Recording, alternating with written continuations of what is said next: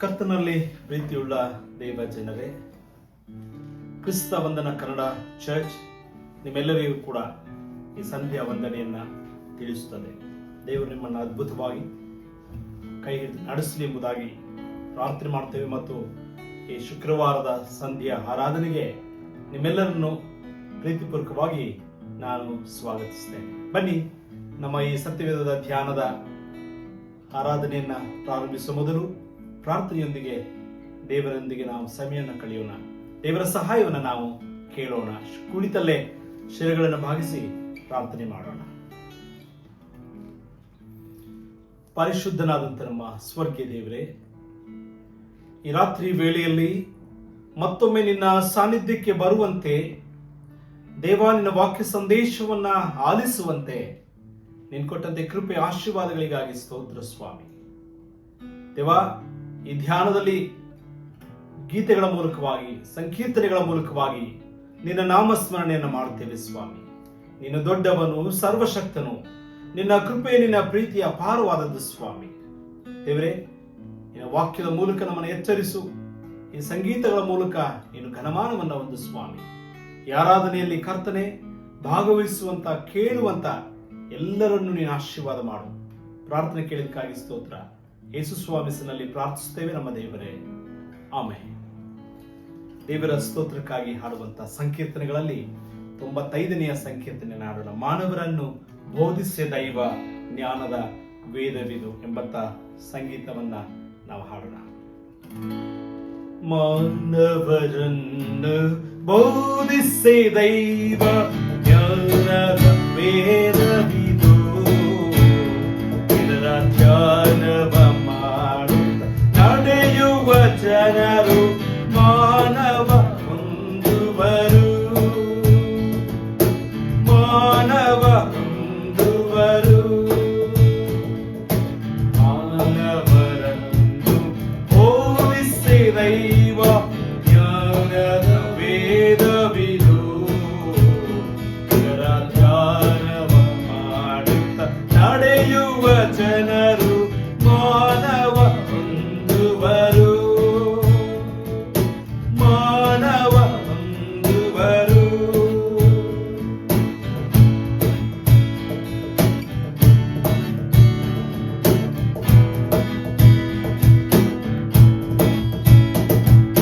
ಪಾದಕ್ಕೆ ದೀಪ, ಮಾರ್ಗಕ್ಕೆ ಬೆಳಕು, ವೇದದ ಬೋಧನೆಯು ಇದ ಮೌನದಿಂದೋರಿ ನಡೆಯುವ ಜನರ ಪಾದಕದಲ್ಲದೆಂದು,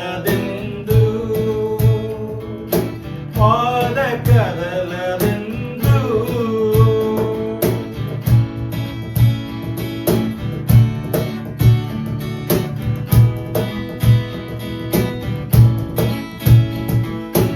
ಎಲ್ಲರ ಹೃದಯವ ಶೋಧನೆ ಮಾಡಿ ಎಲ್ಲರ ಗುಣಗಳನ್ನು ಅವರೆಲ್ಲರ ಮುಂದೆ ತೋರಿಪ ಕೊರತೆಯ ಇಲ್ಲದ ಕನ್ನಡಿಯು, ಇಲ್ಲದ ಕನ್ನಡಿಯು.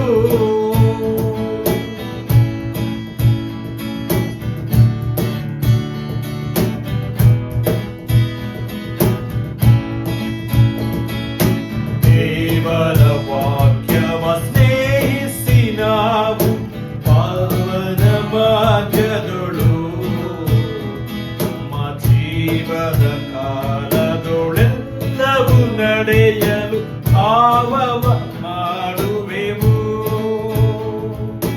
ಭಾವವ ಮಾಡುವೆವು. ಮಾನವರನ್ನು ಬೋಧಿಸೆ ದೈವ ಜ್ಞಾನದ ವೇದವಿದು, ಇದರ ಧ್ಯಾನವ ಮಾಡುತ್ತ ನಡೆಯುವ ಜನರ ಮಾನವ ಹೊಂದುವರು, ಮಾನವ ಹೊಂದುವರು. ಕರ್ತನಲ್ಲಿ ಪ್ರೀತಿಯುಳ್ಳ ದೇವಜನರೇ, ನಮಗೆ ಆಶ್ರಯವಾಗಿರುವಂತ ದೇವರನ್ನ ಭರವಸೆಯಿಂದ ನಾವು ಆರಾಧಿಸೋಣ. ದೇವರ ನಿಮಗೆ ಆಶ್ರಯ ಇಂದು ಎಂದು ಆಶ್ರಯ ಎಂಬಂತ ಸಂಕೀರ್ತನೆ ಹಾಡೋದ್ರ ಮೂಲಕ ನಾವು ದೇವರಿಗೆ ಸ್ತೋತ್ರವನ್ನು ಮಾಡೋಣ. ಪ್ರೇಮಗೆ ಆಶ್ರಯ ಇಂದು ಎಂದು ಆಶ್ರಯ, ದೇವ ಪ್ರೇಮಗೆ ಆಶ್ರಯ ಇಂದು ಎಂದು ಆಶ್ರಯ.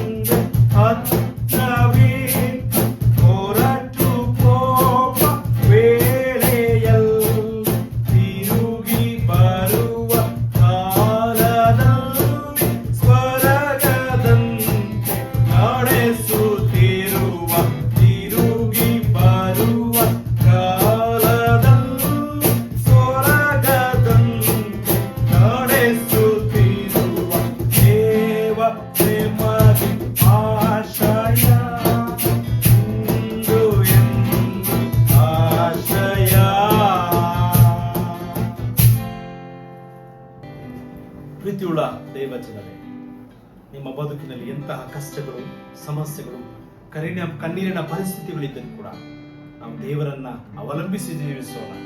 ಅತಿ ಬೇಗನೆ ನೀಗುವುದು ಈ ಅಲ್ಪ ಉಪದ್ರವ ಎಂಬುದಂತ ಈ ಗೀತೆಯನ್ನು ಹಾಡುವುದರ ಮೂಲಕ ದೇವರು ನಮ್ಮನ್ನ ಸಾಂತ್ವನ ಪಡಿಸಲಿ, ದೇವರು ನಮ್ಮನ್ನ ಧೈರ್ಯಪಡಿಸಲಿ. ಅತಿ ಬೇಗನೆ ನೀಗುವುದು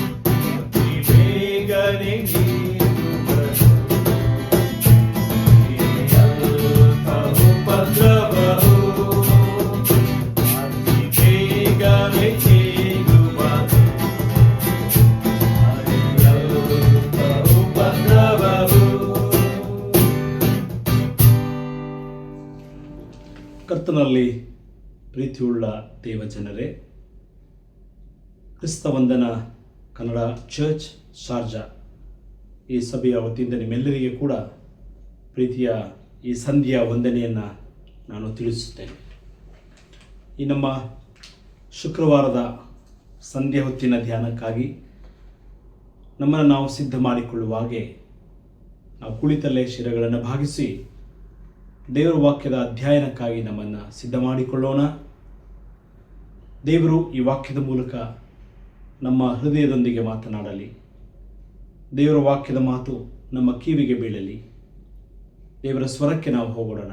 ಕಣ್ಣುಗಳನ್ನು ಮುಚ್ಚಿ ಪ್ರಾರ್ಥನೆ ಮಾಡೋಣ.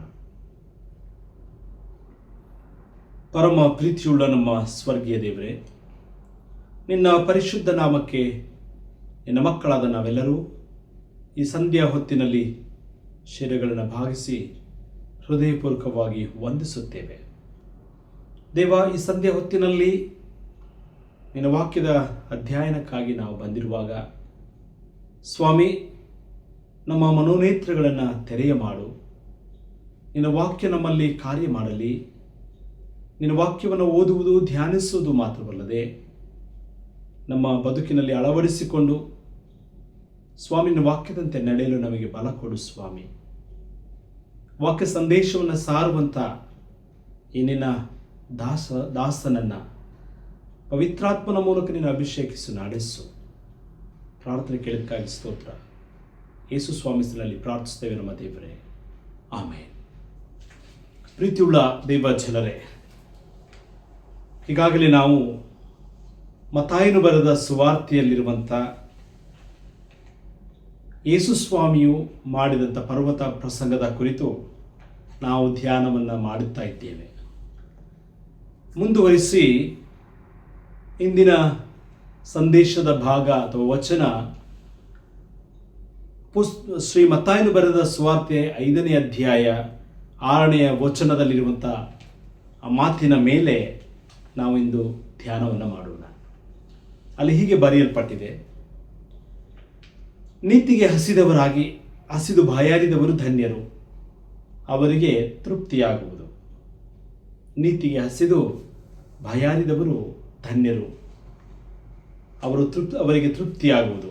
ಬ್ಲಸ್ಸಡ್ are they which do hunger and thirst after righteousness, for they shall be filled ಎಂಬುದಾಗಿ. ಈ ಪರ್ವತ ಪ್ರಸಂಗದಲ್ಲಿ 2 ಮುಖ್ಯ ಲಕ್ಷಣವನ್ನು ಮತ್ತಾಯ ಸುವಾರ್ತಿಕ ತಿಳಿಸುತ್ತಾನೆ. ಮೊದಲನೇದಾಗಿ ನೀತಿಯ ಸ್ವರೂಪ, ಎರಡನೇದಾಗಿ ಹಸಿವು ಮತ್ತು ಬಾಯಾರಿಕೆಯ ಸ್ವರೂಪ. The nature of the righteousness, the nature of the hunger or and thirst. Hungry and thirsty, ಹಸಿವು ಮತ್ತು ಬಾಯಾರಿಕೆ ದೈಹಿಕ ಸಂವೇದನೆಗಳು, ಬದುಕಿನ ಅತಿ ಅಗತ್ಯತೆಯಾದಂಥ ವಿಷಯವಾಗಿವೆ. ಹಸಿವು ಬಾಯಾರಿಕೆಯು ಮಾನವರ ಬದುಕಿನಲ್ಲಿ ಯಾವಾಗಲೂ ಕೂಡ ಇರುವಂಥದ್ದೇ. The body has an incredible ability and communicate to needs. ಹಸಿವು, hungry for kingdom of God, ದೇವರ ರಾಜ್ಯಕ್ಕಾಗಿ, ನೀತಿಗಾಗಿ ತವಕ ಪಡಿರಿ ಎಂಬುದಾಗಿ ಯೇಸು ಪ್ರಬೋಧಿಸುತ್ತಾನೆ. ಇದು ಯೇಸು ಯೋಹಾನನ ಸುವಾರ್ತೆ 6ನೇ ಅಧ್ಯಾಯ 35ನೇ ವಚನದಲ್ಲಿ ಹೇಳುವಂಥ ಮಾತೇನೆಂದರೆ, ನಾನೇ ಜೀವ ಕೊಡುವ ರೊಟ್ಟಿ, ನನ್ನ ಬಳಿಗೆ ಬರುವವನಿಗೆ ಎಂದೆಂದಿಗೂ ಹಸಿವೆಯಾಗುವುದಿಲ್ಲ, ಮತ್ತು ನನ್ನನ್ನು ನಂಬುವವನಿಗೆ ಎಂದೆಂದಿಗೂ ಕೂಡ ನೀರಡಿಕೆಯಾಗುವುದಿಲ್ಲ.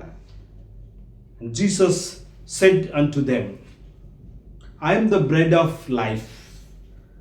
He that cometh to me shall never hunger, and he that believeth on me shall never thirst.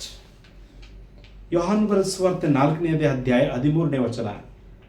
ಯೇಸು ಸಮಾರ್ಯ ಸ್ತ್ರೀಗೆ ಹೇಳಿದಂಥ ಮಾತು ಏನೆಂದರೆ, ಈ ನೀರನ್ನು ಕುಡಿಯುವವರಿಗೆ ತಿರುಗಿ ನೀರಡಿಕೆಯಾಗುವುದಿಲ್ಲ. ನಾನು ಕೊಡುವಂಥ ನೀರನ್ನು ಕುಡಿಯುವವರಿಗೆ ಎಂದಿಗೂ ನೀರಡಿಕೆಯಾಗುವುದಿಲ್ಲ. ನಾನು ಕೊಡುವಂಥ ನೀರು ಅವನಲ್ಲಿ ಹುಕ್ಕುವ ಹೊರತೆಯಾಗಿದ್ದು ನಿತ್ಯ ಜೀವವನ್ನು ಉಂಟು ಮಾಡುವಂಥದ್ದಾಗಿದೆ.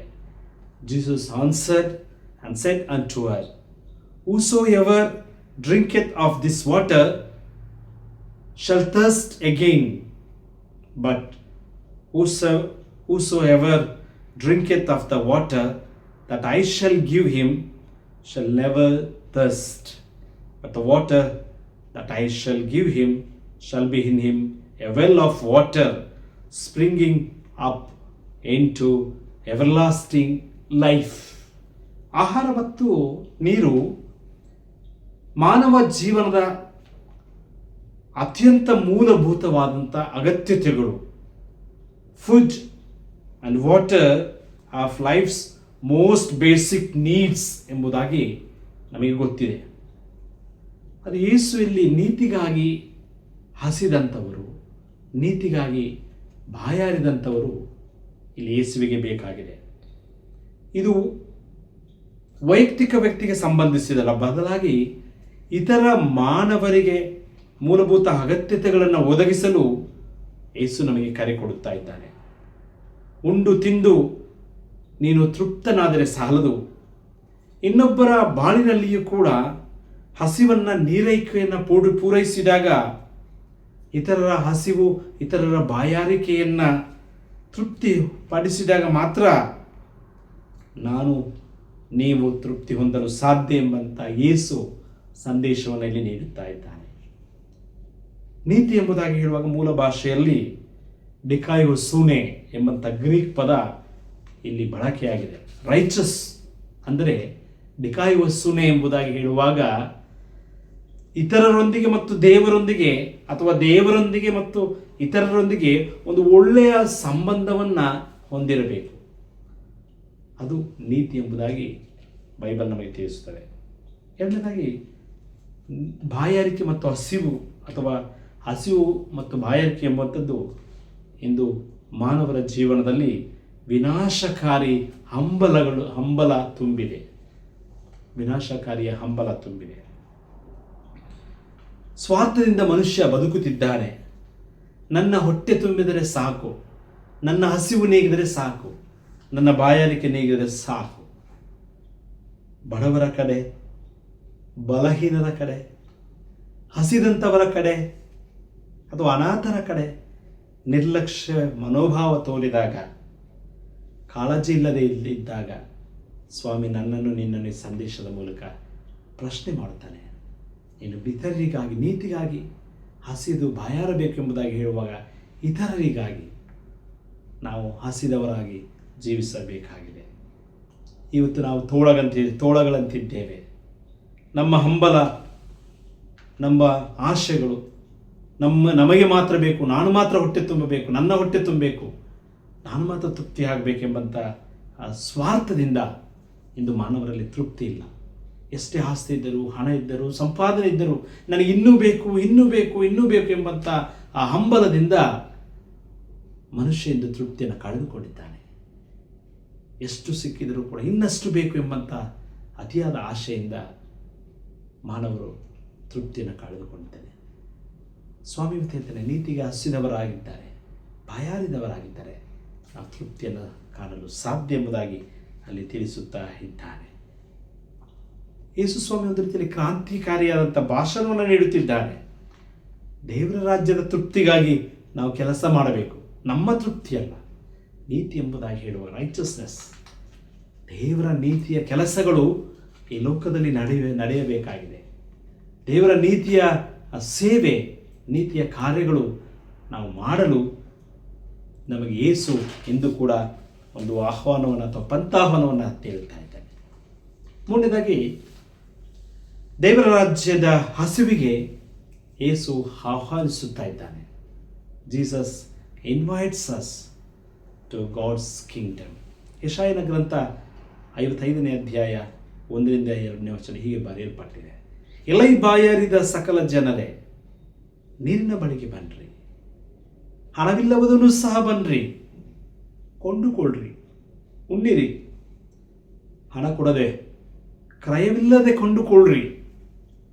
ತೃಪ್ತಿಗೊಳಿಸದ ಪದಾರ್ಥಕ್ಕೆ ನಿಮ್ಮ ದುಡಿತವನ್ನು ವ್ಯಯ ಮಾಡುವುದೇಕೆ ಎಂಬುದಾಗಿ ದೇವರು ವಾಕ್ಯ ಹೇಳ್ತಾನೆ. ಪ್ರೀತಿಯ ಸಹೋದರ ಸಹೋದರಿಯೇ, ನೀತಿಗಾಗಿ, ನ್ಯಾಯಕ್ಕಾಗಿ ಹಸಿವು ಮತ್ತು ಬಾಯಾರಿಕೆ ಎಂದರೆ ದೇವರ ಅಸ್ತಿತ್ವದ ಲಕ್ಷಣ. ಅದು ದೇವರ ನ್ಯಾಯದ ಲಕ್ಷಣ. ಇಂಥ ಜೀವನಕ್ಕೆ ನಮ್ಮನ್ನು ಕರೆ ಕೊಡುತ್ತಾ ಇದೆ. ಈ ಸಂದೇಶದ ಅರ್ಥ ಏನೆಂದರೆ, ಎಲ್ಲಿ ಅನ್ಯಾಯ, ಅಧರ್ಮಗಳು, ಶೋಷಣೆ, ದಬ್ಬಾಳಿಕೆ ಇದೆಯೋ ಅಲ್ಲಿ ನ್ಯಾಯ ಮತ್ತು ನೀತಿಯನ್ನು ಸ್ಥಾಪಿಸಲು ನಾವು ದಾಹಗೊಂಡವರಾಗಿ, ಹಸಿದವರಾಗಿ ಹೋರಾಡಬೇಕಾಗಿದೆ. ಅದು ಯೇಸುವಿನ ಹಸಿವು ಮತ್ತು ಬಾಯಾರಿಕೆಯಾಗಿದೆ. ನಮಗೆ ಚೆನ್ನಾಗಿ ಗೊತ್ತಿದೆ. 4ನೇ ಯೋಹಾನನ ಬರೆಸುವಂಥ 4ನೇ ಅಧ್ಯಾಯದಲ್ಲಿ ಸಮಾರ್ಯದ ಸ್ತ್ರೀಯೊಟ್ಟಿಗೆ ಯೇಸು ಮಾತನಾಡುವ ಹಸಿದವನಾಗಿದ್ದನು. ಶಿಷ್ಯರು ಊಟವನ್ನು ಸಿದ್ಧಪಡಿಸಿಕೊಂಡು ಬರಲು ಹೋಗಿದ್ದರು.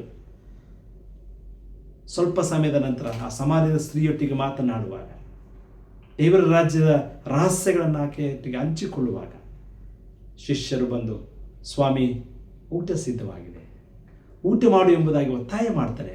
ಅರೆ ಯೇಸು ಹೇಳಿದ, ನನಗೆ ಬೇರೊಂದು ಆಹಾರ ಉಂಟು, ಅದು ನಿಮಗೆ ಗೊತ್ತಿಲ್ಲ, ಈಗಾಗಲೇ ನಮಗೆ ಊಟವಾಗಿದೆ. ಅಂದರೆ ಯೇಸುವಿನ ಹಸಿವು ಪಾಪಿಗಳನ್ನು, ಸಮಾಜದಲ್ಲಿ ಸಮಾಜದ ಹೊರಗಿದ್ದಂಥವರನ್ನು, ಅಂದಿನ ಸಮಾಜ ಕೆಲವರನ್ನು ಬಲಹೀನರನ್ನಾಗಿ ಅಥವಾ ಬೇರೆ ರೀತಿ ಆಲೋಚನೆ ಮಾಡ್ತಿದ್ದರು. ಸಮಾಜದ ಬಾಹಿರರು, ಅಶುದ್ಧರು, ಪಾಪಿಗಳು ಎಂಬುದಾಗಿ ಯೋಚನೆ ಮಾಡ್ತಿದ್ದರು ಸಮಾರ್ಯದವರನ್ನ. ಯೇಸು ಹಸಿವಿಗೆ ಹಾದು ಹೋಗ್ತಾನೆ.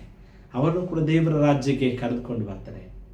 ಸುವಾರ್ತೆಯನ್ನು ಸಾಪ, ನಾನೇ ಜೀವ ಕೊಡುವ ನೀರಾಗಿದೆ, ನೀವು ಕೊಡುವಂಥ ನೀರು ಅದು ದಾಹವಾಗ್ತದೆ ಕುಡಿಯುವಾಗ. ನಾನು ಕೊಡುವ ನೀರು ಎಂದೆಂದಿಗೂ ಕೂಡ ನೀರಡಿಕೆಯಾಗುವುದಿಲ್ಲ ಎಂಬುದಾಗಿ ಯೇಸು ಸುವಾರ್ತೆಯನ್ನು ಸಾರುವಂಥ ಹಿನ್ನೆಲೆಯಲ್ಲಿ ನನ್ನ ಆಹಾರ ಅಥವಾ ನನ್ನ ಹಸಿವು ನೀಗಿದೆ ಎಂಬುದಾಗಿ, ಇಂಥ ಹಸಿವು, ನೀತಿ ಹಸಿವು, ಬಾಯಾರಿಕೆ ಎಂಬುದಾಗಿ ಹೇಳುವಾಗ ದೇವರ ರಾಜ್ಯದ ಸುವಾರ್ತೆಯನ್ನು ಸಾರುವುದಕ್ಕೆ ಸ್ವಾಮಿ ನಮ್ಮನ್ನು ಕರೀತಾ ಇದ್ದಾನೆ. 4ನೇ ಅದೇ ಯೋಹಾನ್ ಬರೆಸುವಂತೆ 34ನೇ ವಚನದಲ್ಲಿ, ನನ್ನನ್ನು ಕಳುಹಿಸಿದ ಆತನ ಚಿತ್ತದಂತೆ ಮಾಡಿ ಆತನ ಕೆಲಸವನ್ನು ಪೂರೈಸುವುದೇ ನನ್ನ ಆಹಾರ ಅಲ್ಲ. ದೇವರ ಚಿತ್ತವನ್ನು ನೆರವೇರಿಸುವಂಥ ಕೆಲಸ, ಅದು ನೀತಿಯ ಕೆಲಸ, ಅದು ದೇವರ ರಾಜ್ಯದ ಕೆಲಸ. ಅದು ನಮಗೆ ಪಂಥಾಹ್ವಾನವನ್ನು ನೀಡುತ್ತಾ ಇದ್ದಾರೆ.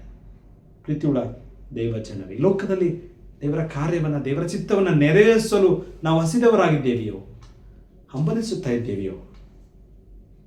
ಈ ದೇಹದಲ್ಲಿ ಆಹಾರಕ್ಕೆ ಈ ದೇಹ ಆಹಾರಕ್ಕಾಗಿ ಬೇಡಿಕೆ ಇಟ್ಟಂತೆ ಈ ದೇಹ ದೇವರ ರಾಜ್ಯದ ಬೇಡಿಕೆಗಾಗಿ ಕೆಲಸ ಮಾಡಬೇಕು. ಆಹಾರವನ್ನು, ನೀರನ್ನು ಬಯಸ್ತದೆ ಈ ದೇಹ ಅಲ್ವಾ? ಇಲ್ಲದಿದ್ದರೆ ಆಹಾರ ಮತ್ತು ನೀರು ಸಿಗದೇ ಇದ್ದಾಗ ಈ ದೇಹ ಬಲಹೀನಗೊಳ್ಳುತ್ತದೆ, ಅಸೌಖ್ಯಕ್ಕೆ ಒಳಗಾಗ್ತದೆ. ಆಹಾರ ಮತ್ತು ನೀರು ಯಾವಾಗ ಮನುಷ್ಯನಿಗೆ ಸಿಕ್ತದೋ ಆಗ ಆತನು ಬಲಗೊಳ್ತಾನೆ, ಅವನ ಪ್ರಯಾಣ ಸುಖವಾಗಿರ್ತದೆ. ನಮ್ಮ ಜೀವನದಲ್ಲಿ ಕೂಡ ದೇವರ ರಾಜ್ಯದ ಹಸಿವು, ದೇವರ ರಾಜ್ಯದ ಬಾಯಾರಿಕೆ ಇಲ್ಲದಿದ್ದರೆ ನಾವು ಬಲಹೀನರಾಗ್ತೇವೆ. 4ನೇ ಮತ್ತಾಯನ ಬರೆಸುವಂಥ 4ನೇ ಅಧ್ಯಾಯ 4ನೇ ವಚನದಲ್ಲಿ, it is written, man shall not live by bread alone, but by every word that proceedeth out of the mouth of God. ಮನುಷ್ಯನು ರೊಟ್ಟಿ ತಿಂದ ಮಾತ್ರಕ್ಕೆ ಬದುಕುವುದಿಲ್ಲ, ದೇವರ ಬಾಯಿಂದ ಹೊರಡುವಂಥ ಪ್ರತಿಯೊಂದು ಮಾತಿನಿಂದಲೂ ಬದುಕುವನು. ನಾವು ಇವತ್ತು ಯಾವುದಕ್ಕಾಗಿ ಬದುಕ್ತಾ ಇದ್ದೇವೆ? ತಿನ್ನುವುದಕ್ಕಾಗಿಯೇ ಬದುಕ್ತೇವೋ ಅಥವಾ ಬದುಕುವುದಕ್ಕಾಗಿ ತಿನ್ನುತ್ತೇವೆಯೋ? ನಮ್ಮನ್ನು ಪ್ರಶ್ನೆ ಮಾಡಿಕೊಳ್ಳೋಣ. ನಮ್ಮ ಹಸಿವು ಯಾವುದು? ನಮ್ಮ ನೀರಡಿಕೆ ಯಾವುದು? ಅಲ್ವಾ? ದೇವರ ರಾಜ್ಯದ ನಿರ್ಮಾಣಕ್ಕಾಗಿ ನಾವು ಹಸಿವೆಯನ್ನು ಹಂಬಲಿಸೋಣ, ಹಸಿವಿಗಾಗಿ ಅಥವಾ ಹಸಿವೆಯಿಂದ ಹಂಬಲಿಸೋಣ. ನಮ್ಮ ಬಾಯಾರಿಕೆ ದೇವರ ರಾಜ್ಯವನ್ನು ಕೆಲಸ ಮಾಡೋಣ. ಸ್ವಾರ್ಥ ಲಾಭಕ್ಕಾಗಿ, ಸ್ವಾರ್ಥ ಚಿಂತೆಗಾಗಿ ನಾವು ಜೀವಿಸುವಾಗ ನಮಗೆ ತೃಪ್ತಿ ಕಾಣುವುದಿಲ್ಲ. ನಮ್ಮ ದುಡಿಮೆಯಲ್ಲಿ, ನಮ್ಮ ಕೆಲಸ ಕಾರ್ಯಗಳಲ್ಲಿ ತೃಪ್ತಿ ಬೇಕೋ? ನೀತಿ ನ್ಯಾಯಕ್ಕಾಗಿ ನಾವು ಹಸಿದವರಾಗಿರಬೇಕು, ಬಾಯಾರಿಕೆಯುಳ್ಳವರಾಗಿರಬೇಕು ಎಂಬುದಾಗಿ ಯೇಸು ನಮಗೆ ತಿಳಿಸುತ್ತಾ ಇದ್ದಾನೆ. ಕರ್ತನಲ್ಲಿ ಪ್ರೀತಿಯುಳ್ಳ ದೇವರ ಜನರೇ, ಯೇಸು ಸ್ವಾಮಿ ಹೇಳುವಂಥ ಮಾತು, ಆತನು ಕೊಡುವಂಥ ಆಹಾರ ನಾವು ಸೇವಿಸುವುದಾದರೆ ನಮಗೆ ಹಸಿವಿಲ್ಲ, ನಮಗೆ ನೀರಡಿಕೆ ಇಲ್ಲ. ಅಂಥ ತೃಪ್ತಿಯ ಆಹಾರಕ್ಕಾಗಿ ನಾವು ಹಂಬಲಿಸೋಣ, ನೀತಿಯ ಕಾರ್ಯಗಳನ್ನು ಮಾಡೋಣ. ದೇವರು ನಮ್ಮ ದಾಹವನ್ನು, ನಮ್ಮ ಹಸಿವನ್ನು ನೀಗಿಸಲಿ. ನಮಗೆ ತೃಪ್ತಿ ನೀಡಲಿ. ಆಮೇಲೆ ಪ್ರಾರ್ಥನೆ ಮಾಡೋಣ.